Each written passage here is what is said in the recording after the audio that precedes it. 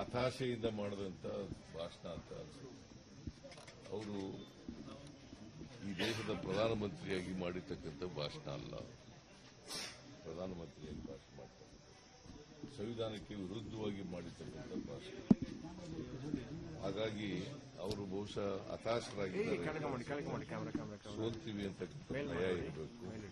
ಮೊದಲನೇ ಫೇಸ್ನಲ್ಲಿ ಏನು 102 ಸೀಟ್ಗಳಿಗೆ ಚುನಾವಣೆ ನಡೆದಿದೆ.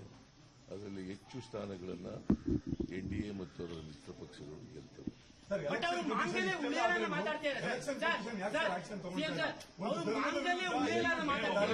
ಎಲೆಕ್ಷನ್ ಕಮಿಷನ್ಗೆ ನಾವು ಕಂಪ್ಲೇಂಟ್ ಅನ್ನು ಕೊಟ್ಟಿದ್ದೀವಿ. ಎಲೆಕ್ಷನ್ ಕಮಿಷನ್ ಅವರು ನಾವು ಕಾನೂನು ರೀತಿ ಪರಿಶೀಲನೆ ಮಾಡಿ ಕ್ರಮ ತಗೋತೀವಿ ಅಂತ ಹೇಳಿದ್ದಾರೆ. ತಗೋಬೇಕು ನನ್ನ ಪ್ರಕಾರ. ಸ್ಟಾಪ್ ಮಾಡಬಹುದಲ್ಲ ಸರ್ ಆ ತರದ ಭಾಷಣ? ಅದನ್ನೇ ಮಾಡಿ ಅಂತ ಹೇಳಿದ್ದೀವಿ. ಅವರು ಕಾನೂನು ರೀತಿ ಕ್ರಮ ತಗೋತೀವಿ ಅಂತ ಹೇಳಿದ್ದಾರೆ, ಇನ್ನೂ ತಗೊಂಡಿಲ್ಲ. ಸರ್, ಇದು ಮಾಂಗಲ್ಯ ಉಳಿಯಲ್ಲ ಅನ್ನುವಂಥ ಭಾಷಣ ಅದು ಎಮೋಷನಲ್ ಅಥವಾ ಪ್ರಚೋದನೆ ಮಾಡ್ತಾ ಇರೋದು ಸರ್? ಪ್ರಚೋದನೆ ಭಾಷಣ. ಮಾಂಗಲ್ಯ ಉಳಿಯೋದಿಲ್ಲ ಅಂತ ಮಾಡೋದಿದೆಯಲ್ಲ. ಆಮೇಲೆ ಮುಸಲ್ಮಾನರಿಗೆ ಹಿಂದುಳಿದವರು ಕೊಡ್ತಕ್ಕಂಥ ಮೀಸಲಾತಿಯನ್ನು ಕಿತ್ತು ಅವರು ಕೊಟ್ಬಿಡ್ತೀವಿ ಅಂತ ಹೇಳೋದಿದೆಯಲ್ಲ. ಅವೆರಡೂ ಕೂಡ RSS ಭಾಷಣಗಳು.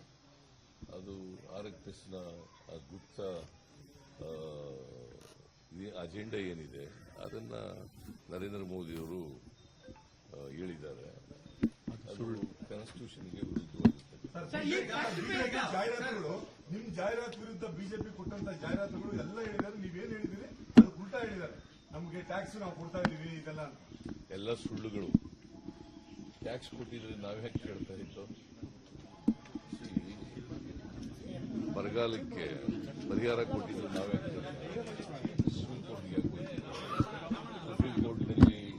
ಸುಪ್ರೀಂ ಕೋರ್ಟ್ನವರು ಅವರು ಡೈರೆಕ್ಷನ್ ಯಾಕೆ ಕೊಡ್ತಿದ್ರು? ಅಟಾರ್ನಿ ಜನರಲ್ ಮತ್ತು ಸಾಲಿಸಿಟರ್ ಜನರಲ್ ನಾವು ಕೇಂದ್ರ ಸರ್ಕಾರಕ್ಕೆ ಕೊಡ್ಕೊಡ್ತೀವಿ ಅಂತ ಯಾಕೆ ಸಬ್ಮಿಷನ್ ಮಾಡ್ತೀವಿ? ಅವರು ಸುಳ್ಳು ಹೇಳ್ತಾರೆ. ನಿರ್ಮಲಾ ಸೀತಾರಾಮನ್ ಸುಳ್ಳು ಹೇಳ್ತಾರೆ, ಅಮಿತ್ ಶಾ ಸುಳ್ಳು ಹೇಳ್ತಾರೆ. ಬಟ್ ಅವರು ಜಾಹೀರಾತು ಕೊಟ್ಟಿದ್ದಾರೆ, ನೀವು ಪಿಕ್ ಪಾಕೆಟ್ ಮಾಡ್ತಾ ಇದ್ದೀರಿ. ಈ ಸರ್ಕಾರ ಪಿಕ್ ಪಾಕೆಟ್ ಮಾಡ್ತಾ ಇದೆ. ಯಾರೋ ಚಿಲ್ಲರೆಗಳು ಹೇಳಿದ್ರೆ ಉತ್ತರ ಕೊಡಕ್ಕಾಗಲ್ಲ ನಾನು. ಪಿಕ್ ಪಾಕೆಟ್ ಅಂದ್ರೆ ಏನು? What does it mean? ಗಂಡಸರ ಜೋಬಿಂದ ತಗೊಳ್ತಾ ಇದ್ದೀರಾ ಅಂತ ಅವ್ರ ಅರ್ಥದ ಪಿಕ್ ಪಾಕೆಟ್ ಅಂತ. ಯಾವುದು ಗಂಡಸಿನ ಜೇಬಿನಲ್ಲಿ ಯಾವುದ್ರಿ? ಯಾವ್ದು ಹೇಳಿದ್ರೆ ಟ್ಯಾಕ್ಸ್ಗಳ ವಿಚಾರದಲ್ಲಿ ಯಾವ ಟ್ಯಾಕ್ಸ್ ಅಪ್ಪ ಹೇಳಿದ್ರು? ಮದ್ಯದ ಟ್ಯಾಕ್ಸ್ ಹೇಳಿದ್ದಾರೆ.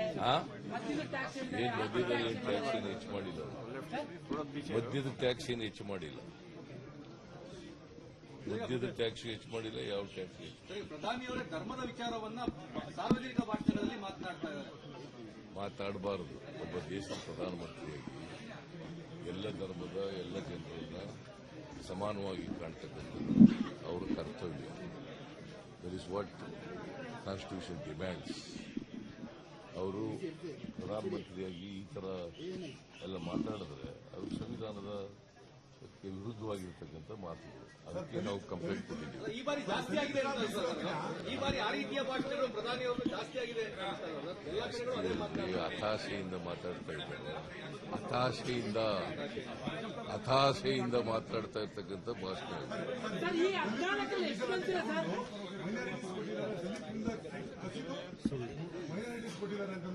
ನೂರಕ್ಕೆ ಸುಳ್ಳು.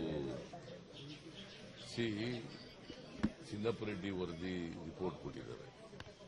ಅದರ ಆಧಾರದ ಮೇಲೆ ಮೊಯ್ಲಿಯವರು ಮುಖ್ಯಮಂತ್ರಿಯಾಗಿರುವಾಗ 4% ಮೀಸಲಾತಿಯನ್ನು ಕೊಡಬೇಕು ಅಂತೇಳಿ ತೀರ್ಮಾನ ತಗೊಂಡ್ರು. ಅದಾದ್ಮೇಲೆ 94ನೇ ಇಸ್ವಿನಲ್ಲಿ ಅದನ್ನು ಆದೇಶ ಮಾಡಿ ಜಾರಿ ಮಾಡಿದ್ರು. ಅವತ್ತಿನಿಂದ ಇವತ್ತವರೆಗೆ ಹಿಂದುಳಿದವರಿಗೆ ಆಮೇಲೆ ಮುಸಲ್ಮಾನರಿಗೆ 4% ಮೀಸಲಾತಿ ಇದೆ. 2B ನಲ್ಲಿ